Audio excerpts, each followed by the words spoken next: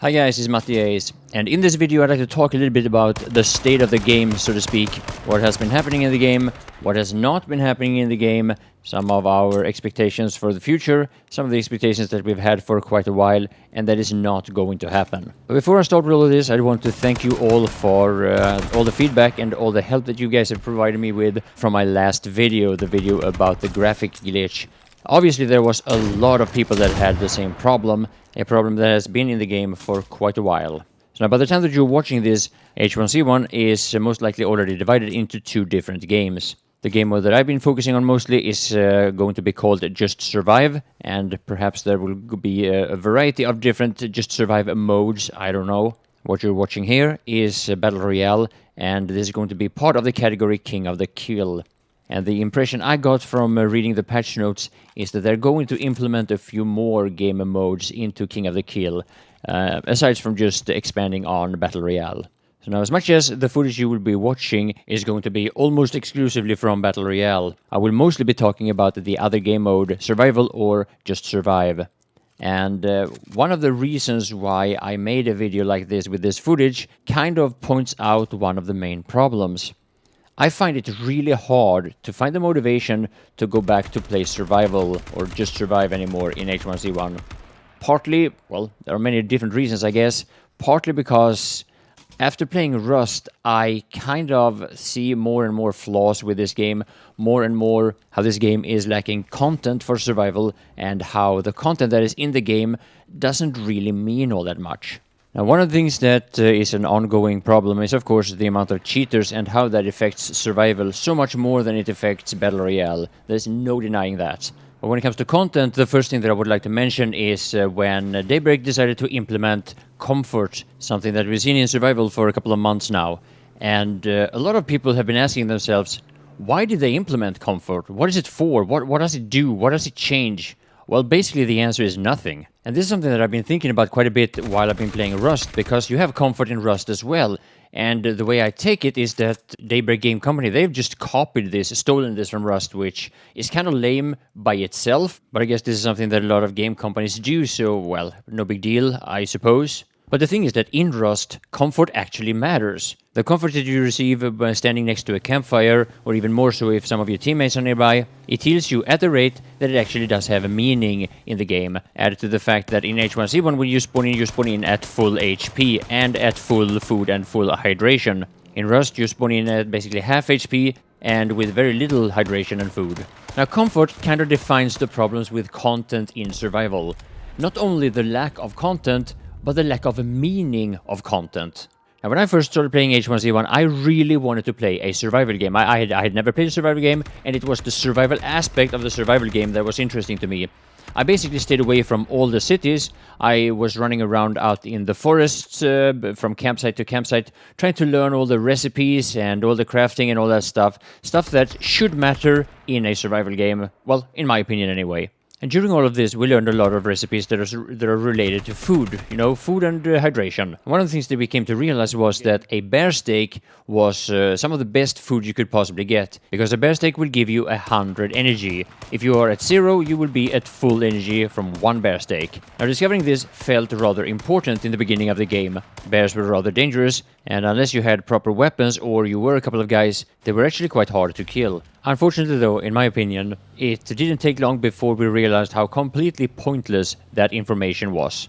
Because if a game has so many different and easy ways of finding food as H1Z1 does have, then why bother finding or crafting more valuable food when all you need to do is loot a few trash cans or an office building and you'll find all the food that you need. Another example that I want to bring up has to do with something that was really interesting in my opinion in the early game, and that was the worn letters. Now, the way I was playing the game, finding a worn letter would give me and the people that I played with kind of a purpose, a mission, so to speak. Normally this was rather fun and sometimes actually rather exciting. Unfortunately though, after playing the game for a few months, the worn letters just mostly became pointless. Oh, by the way, I just want to let you hear this. His law, his best HP. He's going to bandit. Go for it. Behind the fuck. You fuck, dude. So now the decrease of the importance of the worn letter, so to speak, became almost total with the introduction of the workbench. Because when that happened, why bother traveling far away and wasting a lot of time collecting a worn letter when you can spend that time dismantling pistol bullets instead? And when they changed the bulk for the 10 military backpack from 1200 to 2000, that kind of felt like the nail in the coffin for the relevance of the worn letters. Now don't get me wrong, it still is pretty good loot, but for the majority of the time that I've been playing H1Z1, a worn letter is mostly like, yeah, I found another worn letter, I'll put it in the box up in the chest with the other worn letters that nobody cares about.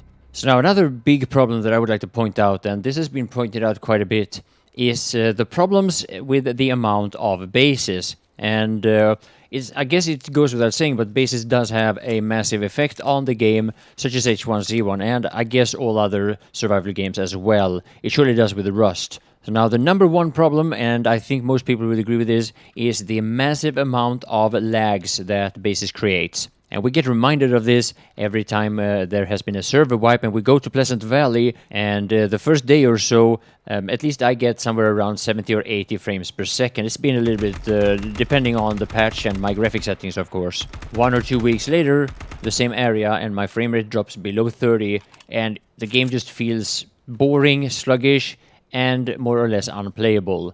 And why does Daybreak want it to be like that?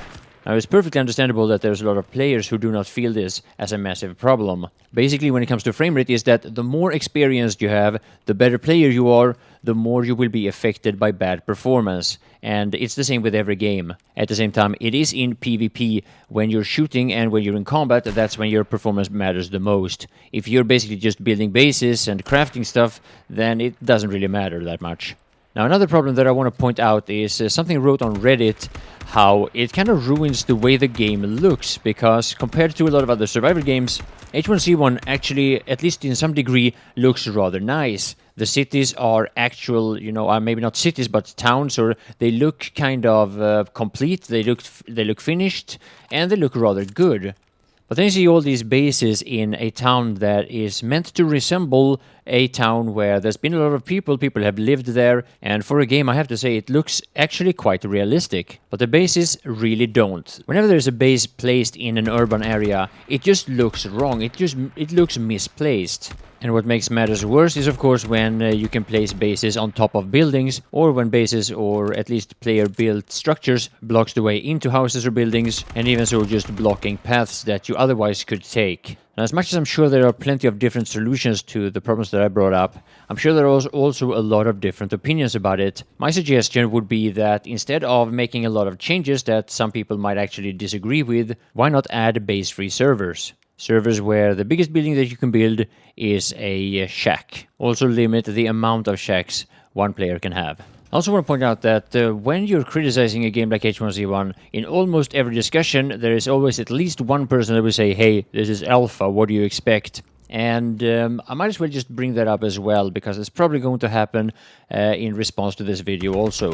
Now that much is true, this game is in early access, this is a game under development. We all know this.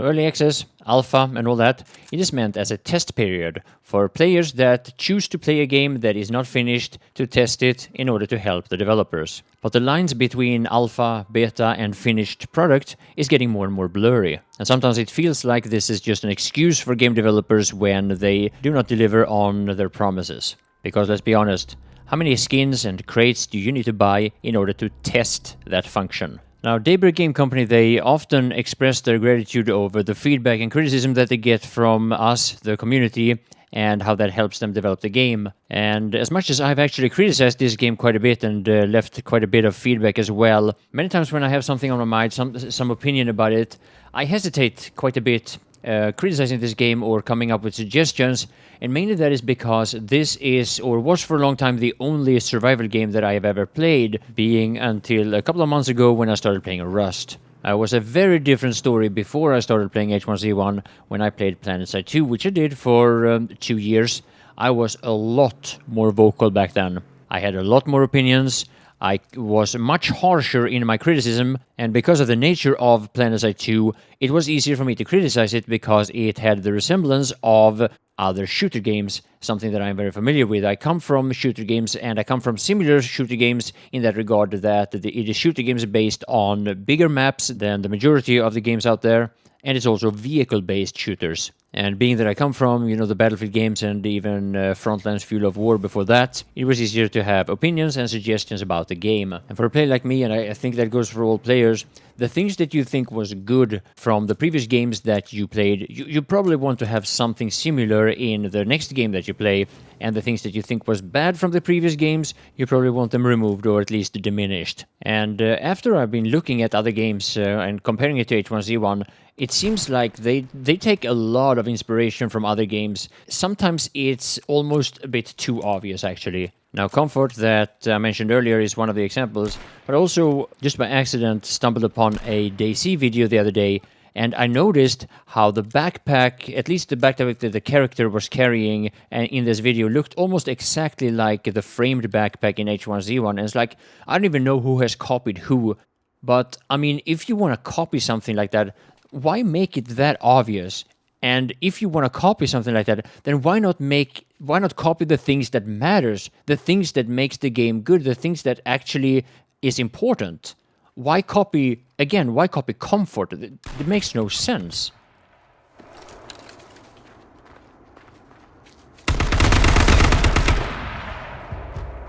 Good game. You hit me good.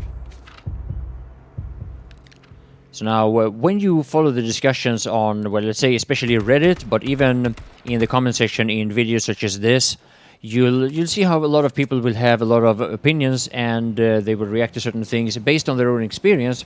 And one of those things that I would like to mention is something that hasn't been discussed all that much, at least, or if it has, then at least I've missed it, is the fact that this is not going to be a free-to-play game. Now, most people that are playing this game don't really care about this because we've already bought the game in the first place, so whether or not this goes free to play, it doesn't matter to us anyway. Anybody playing this game before the 17th of February 2016 will have access to both games after the split, so that doesn't affect us either. But what I think is rather important is that most people that participate in any discussion about a game such as H1Z1 are the ones that are playing the game, meaning the ones that are waiting for this to go free to play because that is what has been promised. Those people are probably not as vocal in any discussion because they don't really have anything to say. Because how could they have anything to say? They don't even play the game. And this is an example of a broken promise, and yeah, you might say, yeah, it's only $20 and maybe it's not a big deal or whatever, but this was an actual promise. And you gotta keep in mind that this is a promise coming from the same company that has delivered Planetside 2, which is a free-to-play game. And a lot of people, at least a lot of people that I played with, they decided that now I don't want to participate in the alpha of H1Z1 based on our experience with playing Planetside 2 and being part of the development of that game. And I can assure you, everybody that I talked to, everybody that I played with in Planetside 2, they knew about H1Z1, some of them were actually quite curious about it, but they felt like, no, we don't want to go through this again, I'll wait for this game to go free to play before I decide whether or not this is a game that I want to play.